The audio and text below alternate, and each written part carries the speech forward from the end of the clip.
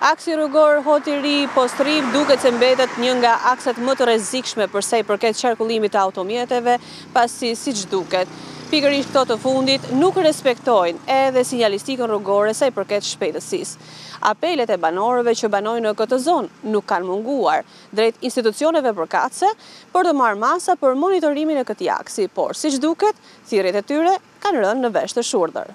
Shpejtësia me të cilën kalojnë makinat në këtë aks në njësinë administrative rrethina vendoset në rrezik jeta e banorëve të zonës apo edhe kalimtarëve të rastësishëm. Ky segment rrugor me qarkullim të lartë të automjeteve është gati 5 kilometër i gjatë dhe të shumta janë rastet ku është kthyer në burim aksidentesh. Banorët e zonës shpeshherë kanë bërë ankesa si në media e po ashtu edhe në institucione që të merren masa pasi ata thonë se kanë frikë të kalojnë në këtë rrugë. Si pasojë e mos respektimit të shpejtësisë në këtë rrugë, janë shënuar aksidente të shumta ku nuk kanë munguar edhe ato fatale. Gjatë natës në këtë aks, problem mbetet edhe mungesa e ndriçimit, i cili nuk është i plot, pasi në disa vende ai mungon. Ndërhyrja në aksin Hoti-Ri Postrim është shumë i nevojshëm sa i përket edhe vendosjes së tabelave të limitit të shpejtësisë, pasi ato nuk shihen thuajse askund nga drejtuesit e automjeteve. Gjithashtu është e nevojshme që rruga të monitorohet edhe nga policia, në mënyrë që të mos lejohet qarkullimi i automjeteve apo motocikletave